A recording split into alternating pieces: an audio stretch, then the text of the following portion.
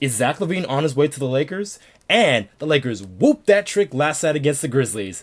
What's good, y'all, and welcome to another Lakers Digest video. I'm your host, Okechi Apakama, and before we get into all the craziness that is Laker news, I just want to bring your attention to something, guys. There is 94% of you guys who have recently watched our videos who are not subscribed to the channel just yet, and if you guys want more of that Laker news, Laker coverage, game recaps, just every and all things LA Lakers, guys, you guys want to come right here to Lakers Digest so you guys do not miss a beat. So with that being said, guys, let's hop straight into the madness that it is Laker news. And first up was a big one. So there was a massive report that links the Lakers to LaVine. That is Zach LaVine. So the Lakers are no stranger to having trade rumors and just being in the trade rumor mill. And Shams Charania was actually the one who reported it, as he said that the Lakers are going to be one of the teams interested in Zach LaVine, along with the Miami Heat and the Philadelphia 76ers.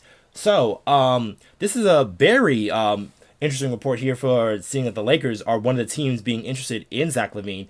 And this has like a lot to do with the Bulls, who looks like they're going through a full rebuild and they're about to have a fire sale on their entire team. So it seems like they're selling everybody for parts at this point. But the Lakers being linked to Zach LaVine, I feel like this is more smoke than fire. So my reasoning for that is because Zach LaVine, while he is a great player and he could be a great addition to this Lakers squad, I think the Lakers are pretty set with their team as of right now, as they have guys like D'Angelo Russell playing well, and they've starting to figure out like Austin Reaves is starting to play really well off the bench. So there isn't too much of a need for another guard. I know people are harping about Gabe Vincent, but he is on his way back very soon, and he only just played 4 games for the Lakers, so it's a very small sample size. There's a lot to improve from. I know Zach LaVine is a better player than Gabe Vincent, but as far as fit and guys who can do things on the defensive end, because that's where I would really ask the questions if a Zach LaVine were to be on the Laker team, like, can he be a high-level defender? But yeah, so like the Lakers are just kind of standing pat for right now. But I think this is a reason why the Lakers kind of got their names into it, is because not only is Zach LaVine, he does have some LA ties from going to UCLA, but also he's a recent Clutch Sports guy. So yeah, so there was a picture of him and Rich Paul not too long ago, a couple nights ago, where they were together saying wearing a B Clutch shirt. So these two guys are definitely doing some little scheming, trying to get to where they want to, and naming the Lakers as one of the teams, because I do believe in the past that Zach LaVine has expressed desire to play with a guy like LeBron James.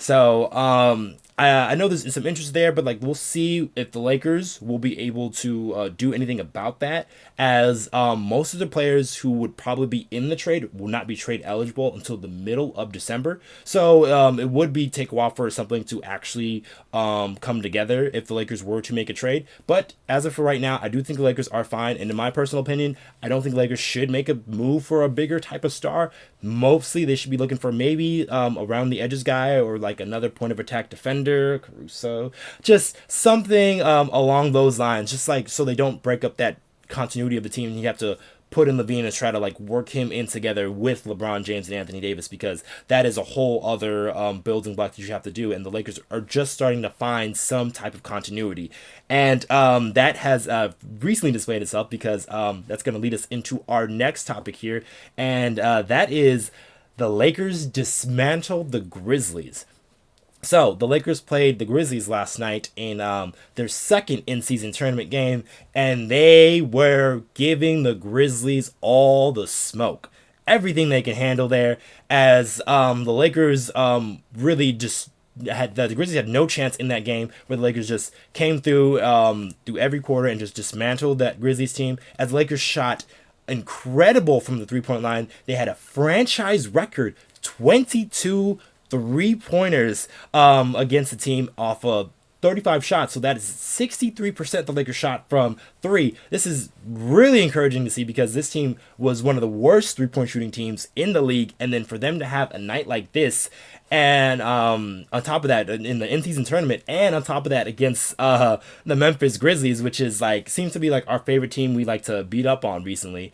But this was so great to see, and then everyone played well from top to bottom for the Los Angeles Lakers. As if we just pull up those stats there, so it was really evenly spread out. Everybody had a positive plus minus. There was a couple of huge key players there, as guys like D'Angelo Russell and Rui Hachimora were leading scorers for the team, and that really bodes well when those guys are leading the scores, and you have guys like LeBron James and Anthony Davis not having to score too much because they have other guys doing their job and making shots and making it tough on defenses. So the Lakers showing that they were able to shoot this well, and then also defend as well, as because Anthony Davis in that let's pull that box score up one more time, and he had 6 blocks in this one.